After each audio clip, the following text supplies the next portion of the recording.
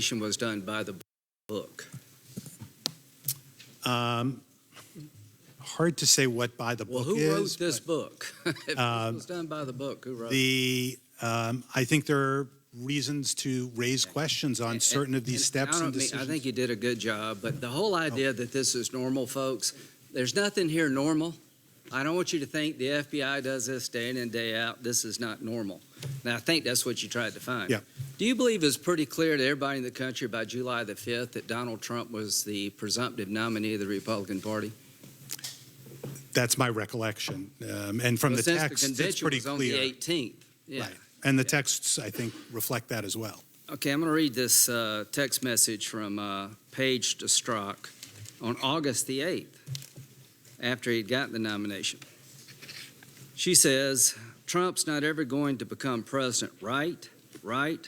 Strzok responded, no, he's not. Well, stop it. Now, I don't know how you feel about that. That's pretty unnerving. Strzok, wasn't he the lead investigator of the Clinton email investigation? He was, in essence, the lead investigator. Okay, so the head guy looking at Clinton on August the 8th says we got to stop Trump. Now, was that just idle talk? A week later, here's what they say to each other. Strzok, text message to Lisa Page. I want to believe the path you threw out for consideration in Andy's office, that there's no way he gets elected, but I'm afraid we can't take that risk.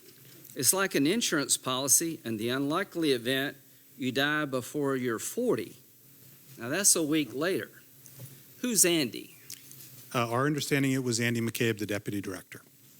So you got the deputy director meeting with the lead investigator of the Clinton email investigation, and Miss Page, who's involved somehow, meeting in Andy's office discussing taking out an insurance policy to make sure Donald Trump doesn't become president? Is that what you're telling us? I'll be clear. I can't speak to whether Mr. McCabe was there or not. Did you ask Mr. McCabe? We did. He said he was not. He did not recall. So one of them's lying. So I want you to reopen this investigation and come back and tell us, do you believe Strzok or do you believe McCabe? Because you just told me the deputy director of the FBI says he's not the Andy. Oh, just to be clear, they're talking about a conversation in his office. Yeah. He is stating he does not recall whether he was there or not. And neither of those individuals are putting him in the middle of their conversation. All I'm saying is at the Andy's office where this occurred, he wasn't there. What did Strzok? Did Strzok say he was there? Strzok says he was there. Well, somebody's lying. So anyway, we'll figure that out later. None of this is normal, folks. Let's look at the actual interview itself. How many people were involved in the Clinton interview on July the 2nd? There were, I believe, 6 or 8 people present, but 2 agents conducting the interview. So as I understand it, there were 2 agents and 2 prosecutors. Correct. Okay. Now, this was an email sent in February 2016 from Page to McCabe. Mm-hmm. Hey, you've surely already considered this, but in my view, our best reason to hold the line at 2 and 2, 2 agents and 2 prosecutors, is she might be our next president. How did you feel about that? We were concerned about it, and we lay out here why we were concerned. Okay, let's keep talking about this interview. One of the FBI agents in the interview said on Election Day to another FBI agent, you should know that I'm with her. Now, her was Clinton, right? Correct. How do you feel about that? Very concerned. Okay, eventually very concerned gets to be enough already. Mm-hmm. I'm very concerned. You know, I'm glad I don't text an email. That's one thing I'm glad I don't do. But have you ever proved a case by circumstantial evidence, Director Wray? Yes. Well, I'm going to write you a letter and talk about why you should reconsider your findings as to whether or not it affected the investigation. Here's what Miss Page said on March the 4th, 2016. God, Trump is a loathsome human. How do you feel about that? I mean, she's entitled to her opinion. I think we've laid out here why we were so concerned about it. Well, when you add it all up, as early as March, these people hated Trump, and this investigation was anything but by the book. And at the end of the day, what Comey did just blows me away as much as it does y'all. And I can't believe that this happened to my FBI. I told you the story, Mr. Wray, Director Wray, about wanting to be part of the organization, and y'all were smart enough not to take me.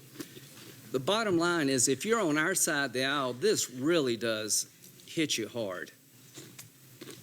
And we can't just write it off. I think there was a lot of bias that did affect an investigation that is, to me, almost impossible to explain using any standard that I grew up with as a prosecutor or even as a defense attorney. This is struck the page on October the 20th. Trump is an effing idiot. The bottom line is, I'm glad you found what you found, Mr. Horowitz. I'm not buying that the Clinton email investigation was on the up and up. And the reason I'm not buying it is because the two people intimately involved, one, the guy, the lead investigator, clearly did not want to see Donald Trump become president of the United States. Finally, do you agree with me that finding her liable criminally would be inconsistent with stopping Donald Trump? If they found Hillary Clinton was criminally liable, that paves the way for Donald Trump. Can you put those two things together? I guess it would depend when, but yes, I How could about see July, a conceivably it week could. before the convention? Oh, it clearly could conceivably. Well, not only clearly conceivably, that's exactly what's happening here, folks. You cannot hold her criminally liable and stop him. As to the law, why did they change gross negligence in the original statement, Director Wray, to reckless disregard? I think I would defer to the Inspector General who looked into that. Why did they do that? The explanation was that. Can I just suggest something? Yeah. Gross negligent is a criminally liable standard. Correct. So if they had said it the way they originally wrote it, she's guilty of a crime, and the reason they changed it is because she's not guilty of a crime, and if you want to stop him, it can't be gross negligence. What's the difference between reckless disregard and gross negligence? Not much. It's a lot pretty much- politically. Right. Thank you. Senator Coons would be